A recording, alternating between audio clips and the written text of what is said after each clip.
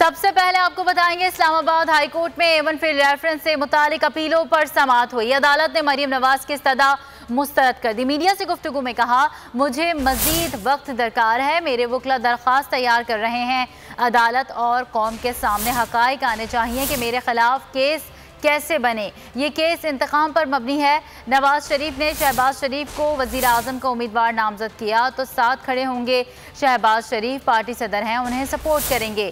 पाकिस्तान में तब्दीली आएगी और अच्छे के लिए आएगी।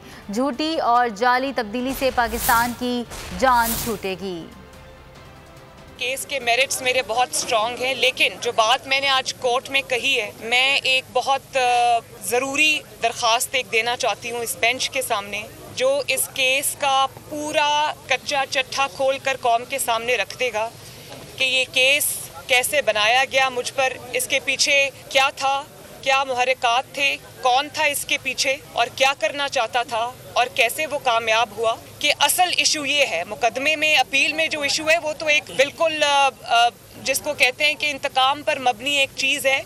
उस इशू को सेटल किए बगैर ये मुकदमा आगे ना बढ़ सकता है, ना बढ़ना चाहिए। जाहिर है जब मुस्लिम लीग नून बैठेगी, शहबाज शरीफ साहब हमारे पार्टी प्रेसिडेंट हैं, और अगर मियाँ साहब और पार्टी उनको नॉमिनेट करती है तो हम सब उनके पीछे खड़े होंगे बिल्कुल और सपोर्ट करेंगे उनको इंशाल्लाह। इस झूठी तब्दीली से जान छूटेगी पाकिस्तान की, जाली तब्दीली से।